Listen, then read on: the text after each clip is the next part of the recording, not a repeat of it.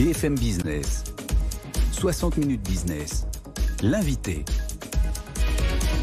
Dans 60 minutes business, on reçoit Faustine Fleuret, présidente directrice générale de l'ADAN, l'association pour le développement des actifs numériques. Bonjour. Bonjour. Merci d'être avec nous sur ce plateau de 60 minutes business. Car oui, le gouvernement n'oublie personne dans sa quête de sobriété énergétique. Il y a eu les data centers la semaine dernière et vous, les crypto-monnaies, les acteurs des crypto-monnaies qui êtes reçus demain à Bercy. Et vous êtes tous priés de trouver des solutions qui vont permettre au secteur de dépenser moins d'énergie. Est-ce que c'est une réflexion nouvelle ou c'est une réflexion que vous avez entamée il y a longtemps ?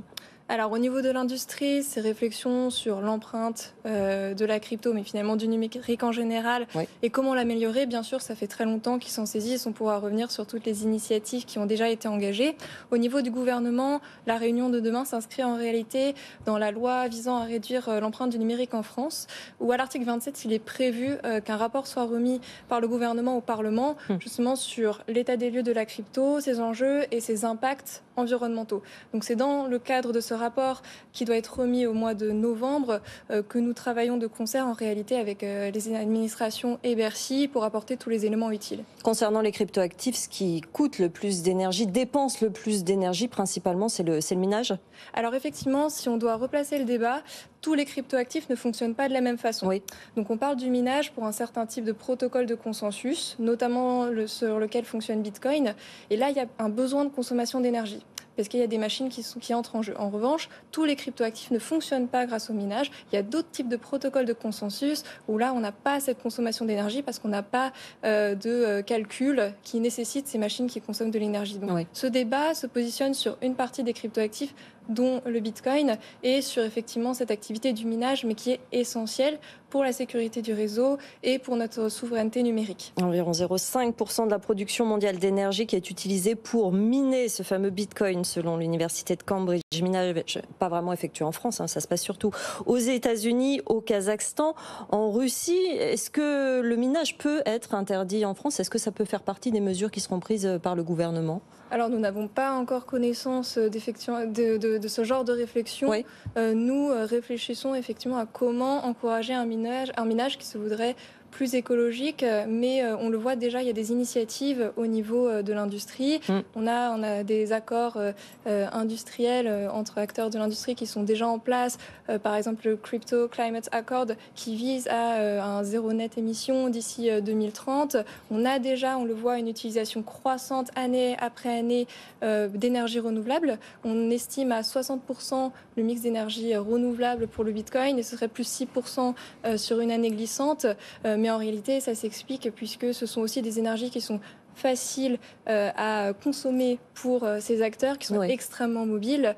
Et la crise énergétique, bien sûr, impacte cette industrie qui a besoin de trouver de l'énergie moins chère. Mais finalement, ce sont ces énergies renouvelables qui sont par ailleurs souvent gaspillées, qui vont venir en fait alimenter le minage. Et c'est pour ça que le minage améliore finalement l'efficience énergétique globale. Est-ce que la mise à jour d'Ethereum qui est prévue au mois de septembre, The Merge, c'est la deuxième plus grosse crypto-monnaie, on est d'accord, après Bitcoin, une mise à jour à visée écologique, est-ce que ça peut être une solution ? C'est-à-dire que les cryptos elles-mêmes se repensent de l'intérieur ? Alors effectivement, vous avez ces cryptoactifs qui fonctionnent sur le minage et qui vont toujours fonctionner sur le minage, par exemple Bitcoin.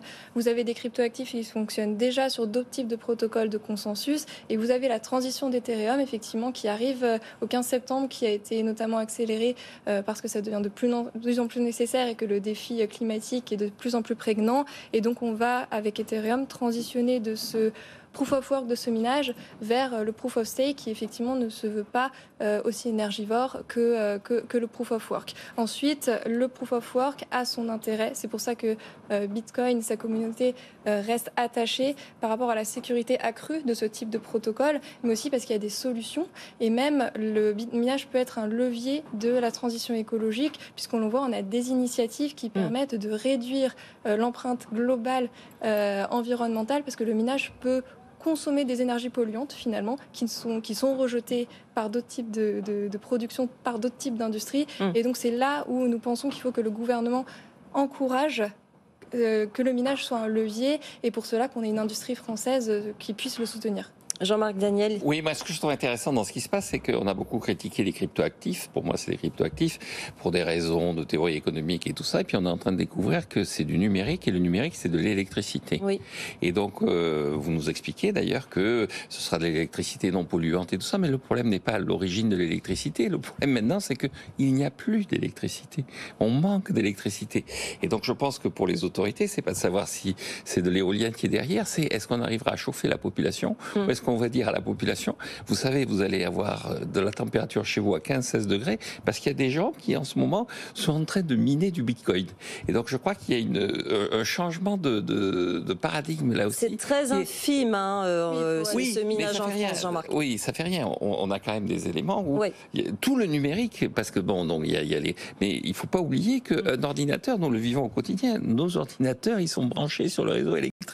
Et donc tout le numérique, indépendamment d'ailleurs des crypto-monnaies, va devoir se poser la question de savoir quelle est l'utilité de tout ce qu'il fait, de tout ce qui est assis sur le numérique. Faustine Fleuret. Alors, il faut regarder la stratégie énergétique de la France qui a été annoncée en février. Elle repose sur plusieurs piliers. La sobriété énergétique, ça veut dire bien sûr consommer moins, et surtout en cette période de crise. Et on le voit, les acteurs le font déjà par des améliorations technologiques. On a parlé de la transition d'Ethereum. On peut parler des évolutions technologiques sur le Bitcoin, comme le Lightning Network, qui vont effectivement permettre, sans augmenter la consommation, d'effectuer plus de transactions. Donc on a la sobriété énergétique, puis on a l'efficacité énergétique, c'est-à-dire consommer mieux.